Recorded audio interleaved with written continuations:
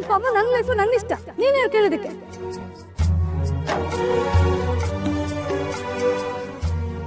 ವೇದ, ಆವಾಗಿಂದ ಯಾರನ್ನ ಹುಡುಕ್ತಿದ್ಯಾ? ಯಾರನ್ನೂ ಇಲ್ವಲ್ಲ. ವಿಕ್ರಮ್ನ ತಾನೆ? ನಾನು ಹೇಳಿದ್ನ ಹಾಗಂತ ನಾನು ಯಾಕೆ ಅವನು ಹುಡುಕ್ಲಿ? ಅದನ್ನ ಸುಮ್ಮನೆ ಹೇಳು, ಹತ್ಕೊಂಡು ಯಾಕೆ ಹೇಳ್ತಿದ್ಯಾ? ಕಣ್ಣೀರು ಬರ್ತಾರೆ, ನಾನೇನು ಮಾಡಲಿ? ಅಂಥದ್ದು ಏನಾಯ್ತು? ಏನಿಲ್ಲ ಅಂತ ಹೇಳ್ತಿದ್ದೀನಲ್ಲ. ಏನಾಯ್ತು ಅಂತ ನೀನು ಹೇಳ್ತಿಲ್ಲ, ಅವನು ಹೇಳ್ತಿಲ್ಲ, ಇಬ್ರು ಸುಮ್ಮನೆ ಮುಸ್ಕಾಕೊಂಡು ಗುದ್ದಾಡ್ತಿದ್ದೀರಾ. ಏನೂ ಇಲ್ಲ ಅಂತ ಹೇಳ್ತಿದ್ದೀನಲ್ಲ ಅಕ್ಕ.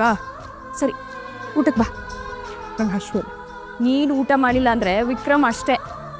ನೀನಂತೂ ವಿಕ್ರಮ್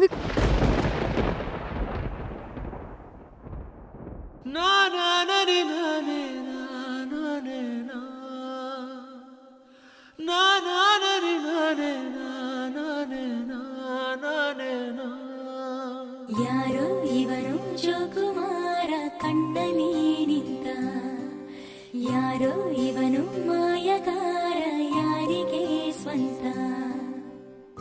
ಸಾವಿರ ಆಲೋಚನೆ ಮೌನವೇ ಸಂಭಾಷಣೆ, ಯಾರೋ ಯಾರೋ ಕಾಣೆ.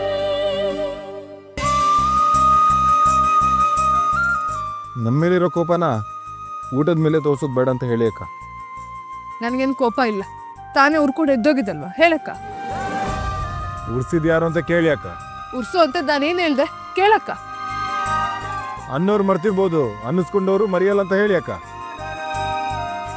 ನಮ್ಮವ್ರ ಹತ್ರ ಸ್ವಲ್ಪ ಕೋಪನ ತೋರಿಸ್ಕೊಳಂಗಿಲ್ವ ನಾವು, ಕೇಳಕ್ಕ.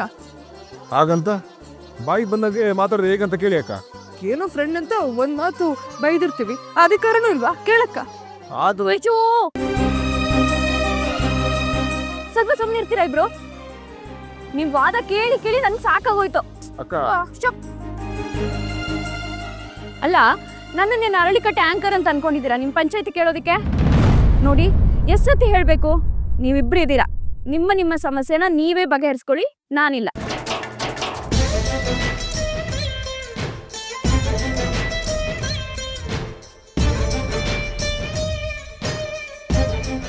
ನಾನು ಅಂದಿದ್ದು ಅಷ್ಟೊಂದು ಬೇಜಾರಾಗ್ಬಿಡ್ತಾ ನಿಂಗೆ?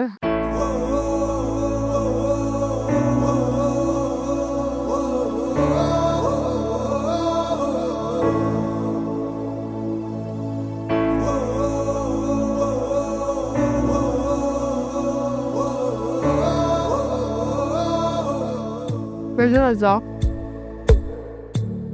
ಅಲ್ಲ, ನಿಜ ರಕ್ತ ಸಂಬಂಧಗಳ ಮೀರಿದ ಬಂಧವಿದು, ಯಾವ ಬಿಂದುವಿನ ಮಾತಾಡಲ್ವಾ ನನ್ನ ಹತ್ರ? ಸಂಧಿಸುವುದು ಚಾಚಿ ತೋಳುಗಳನ್ನು ನಾನು ಜೋರು ಹೇಳ್ತಾನೆ ಬೇಕಾದ್ರೆ ತಪ್ಪಿಕೊಳ್ಳುವುದು, ನಮ್ಮ ಪ್ರತಿ ನೋವನ್ನು ತನ್ನ ಸಾರಿ ಕೈಯ ಹಿಡಿದು ಹೆಜ್ಜೆ ಬೆಸೆದು ಸಾಕು ನಂಗೆ. ಅಲ್ಲ, ಒಂದು ನಿಮಿಷ, ಮುಂದೆ ಮುಂದೆ ಸಾಕು ಅಲ್ವಾ?